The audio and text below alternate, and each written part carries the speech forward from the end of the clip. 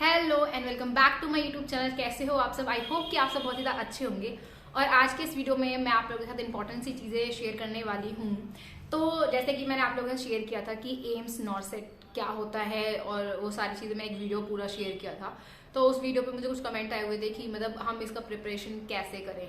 तो इसका मतलब था बुक रेफरेंस, कि आपको कौन कौन सी बुक फॉलो करनी चाहिए, कौन कौन सी बुक नहीं फॉलो करनी है आपको। तो मतलब इस वीडियो को शुरू करने से पहले मैं आपको कुछ 4 चीज़ें बताना चाहूंगी यहाँ पे, डिफरेंट तरीके की। तो सबसे पहले तो किसी भी एग्जाम को स्टार्ट करने से पहले आप लोगों को आपके मेजर सब्जेक्ट और माइनर सब्जेक्ट्स का पता होना चाहिए, ठीक है, कि ये क्या है ना। तो जो मेजर सब्जेक्ट्स होते हैं वो ऐसे सब्जेक्ट्स होते हैं जिसमें से बहुत ज़्यादा वेटेज पूछी जाती है, जबकि माइनर जो सब्जेक्ट्स होते हैं उसमें कोई रेयरली कभी कभार ही एक आध क्वेश्चन पूछ लिया जाता है, ठीक है। नेक्स्ट आता है आपका सिलेबस, कि कौन से टॉपिक बहुत ज़्यादा इंपॉर्टेंट है, क्या उसके अंदर हिंदी, इंग्लिश या general knowledge, math, reasoning included है या नहीं है, ठीक है।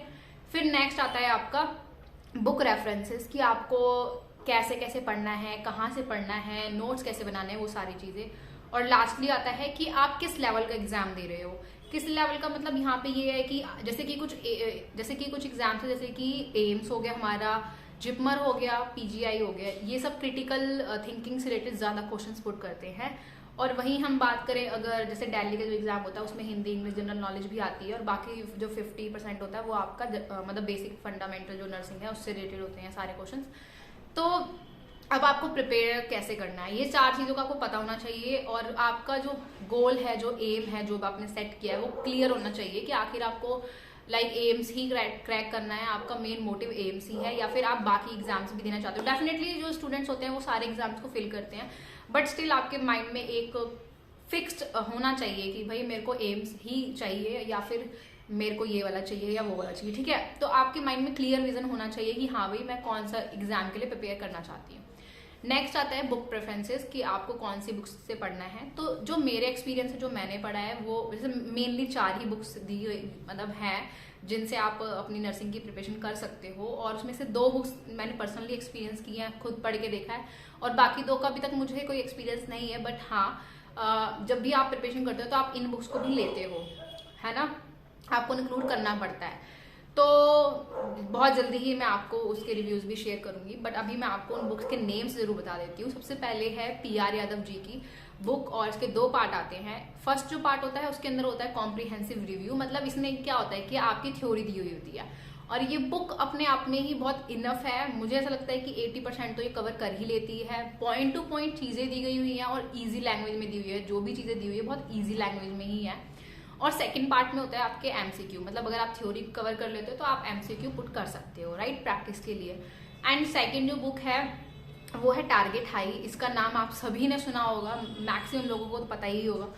तो टारगेट हाई भी इजी लैंग्वेज में दी हुई बुक है। एंड इसमें अच्छी चीज़ ये है कि जो भी इंपॉर्टेंट चीज़ें होती हैं, जैसे आपने ये पढ़ी, यहाँ पे लिखा हुआ है थ्योरी में, और यहाँ पे उसी पेज, सेम पेज पे यहाँ पे की पॉइंट्स में चीज़ें दी गई हुई है, और बहुत कलरफुल सी बुक है, तो आप बोर नहीं होते हो। डायग्राम वगैरह जो भी चीज़ें बहुत कलरफुल वे में दिए गए हैं, ठीक है। तो वो एक इसका अच्छा पॉइंट है। बट इसका डिसएडवांटेज ये है कि इसके अंदर बहुत सारी मिस्टेक्स की गई हैं।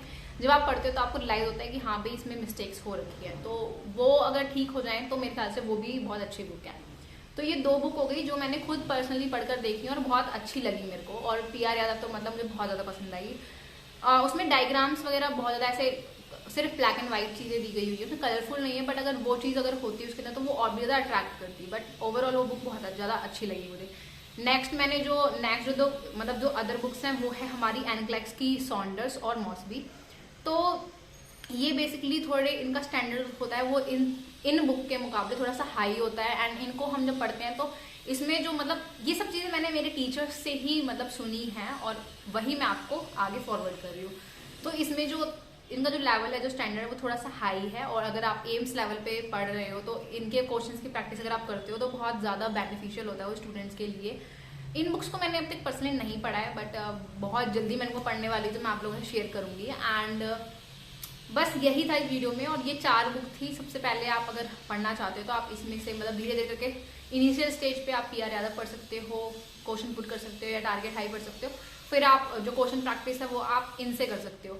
अभी मैंने आपको यहाँ पे एक चीज़ और बोली थी कि आपका विजन क्लियर होना चाहिए कि आपको एम्स ही लेना है, या PGI लेना है, या जिपमर लेना है, या नॉर्मल आप अपने स्टेट का कोई लेना चाहते हो हॉस्पिटल जिसमें आपको वर्क करना है, तो इसमें मेन ये चीज़ थी कि अगर आप ना एम्स लेवल का क्रैक करना चाहते हो तो उसमें आपको क्लियर होना चाहिए कि हाँ भाई मुझे एम्स लेना है। क्यों?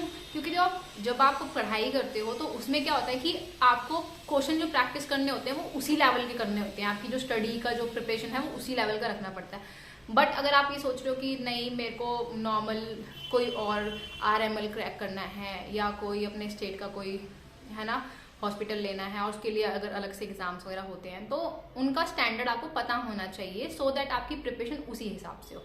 रही बात नोट मेकिंग्स की, तो इसमें ये है कि जैसे आप पढ़ते हो बुक्स वगैरह में, आप जो भी चीज़ें पढ़ते हो, अगर आपको कुछ इंपॉर्टेंट लगती है, अगर आपके टीचर्स आपको पढ़ाते हैं, ठीक है, अगर आपको उनको ऐड ऑन करना है तो आप बुक्स पे भी स्टिक नोट लगा के कर सकते हो। बट अगर आपको लगता है नहीं मुझे तो अपने शॉर्ट नोट ही बनाने हैं, क्योंकि मेरे को लगता है कि जब आप अपने हाथों से हैंड रिटन नोट्स बनाते हो तो आपके दिमाग में बहुत ज़्यादा टाइम तक रहता है, वो आपको पता होता है। कई बार होता है ना पेज नंबर भी याद आता है क्योंकि आपकी बुक्स का होता है, वो आपको याद हो जाती हैं चीज़ें, तो वो बहुत ज़्यादा बेनिफिशियल होता है। अभी ये तो हमारी बुक प्रेफरेंस वगैरह थी कि हाँ भाई कैसे क्या की चीज़ें करनी चाहिए। बाकी हाँ यहाँ पे थोड़ा सा और ऐड करती हूँ मैं इस वीडियो को थोड़ा और ज़्यादा फ्रूटफुल बनाने के लिए कि आप ना ऑनलाइन और ऑफलाइन कोचिंग का भी एक ऑप्शन होता है कि, और यहाँ पे ये भी होता है कि आपको कोचिंग लेनी भी है या नहीं लेनी है, ठीक है। तो इसमें भी है, अगर आप खुद जैसे कि कुछ बच्चे होते हैं जो शुरू से ही मतलब अपने नर्सिंग के दौरान ही बहुत अच्छे से पढ़ते हुए आ रहे होते हैं, तो उनको पता होता है कि ये चीज़ वहाँ पे दी गई है, वो चीज़ वहाँ पे दी गई है, तो मतलब उनके माइंड में ज़्यादा टाइम तक स्टोर करती हैं और उनकी प्रिपरेशन भी, उनका बेस मतलब बहुत ज़्यादा स्ट्रांग होता है, चीज़ें बहुत क्लियर होती हैं। तो वो बच्चों को पता होता है कि मैं खुद से भी कर सकती हूँ, तो वो सेल्फ स्टडी करके भी किसी भी लेवल के एग्जाम को क्रैक कर सकते हैं। और अगर जो बच्चे ऐसे हैं कि जैसे मुझ जैसे बच्चे जो पीछे का सब भूल चुके होते हैं, क्यों? क्योंकि मेरे पास लगा है कि भाई कॉलेज खत्म हो गया तो क्या ही करना है, बट अब जब कुछ भी याद नहीं है तो उस केस में आप कोचिंग वगैरह ज्वाइन कर सकते हो, ऑफलाइन भी ऑनलाइन भी। मुझे पर्सनली ऑफलाइन कोचिंग ज़्यादा पसंद आती है, बट ये स्टूडेंट के ऊपर वेरी करता है, राइट, सारे स्टूडेंट का अपना अपना होता है। तो आप लोग ऑफलाइन या ऑनलाइन कोचिंग से भी प्रिपरेशन कर सकते हो। तो उसमें क्या होता है आपके पास ना एक पीछे बैकबोन बन के एक टीचर जो होते हैं वो गाइडेंस प्रोवाइड करते रहते हैं, प्लस में एनर्जी जो आपकी कई बार लो हो जाती है, कई बार डीमोटिवेट फील करते हो, तो टीचर प्रॉपर गाइडेंस के साथ आपको मतलब पीछे से एनर्जी देता ही रहता है कि मतलब नहीं तुम्हें करना है, नहीं तुम्हें करना है, नहीं तुम्हें करना है। तो वो प्रेशर बहुत ज़रूरी है। तो इसलिए मेरे को लगता है कि अगर आप कोचिंग लेना चाहते हो वो भी बहुत अच्छा पॉइंट है। तो यही था इस वीडियो के लिए, एंड आई होप कि आपके लिए ये वीडियो हेल्पफुल रहा होगा। एंड मिलते हैं हम नेक्स्ट वीडियो में, तब तक के लिए bye bye and take care.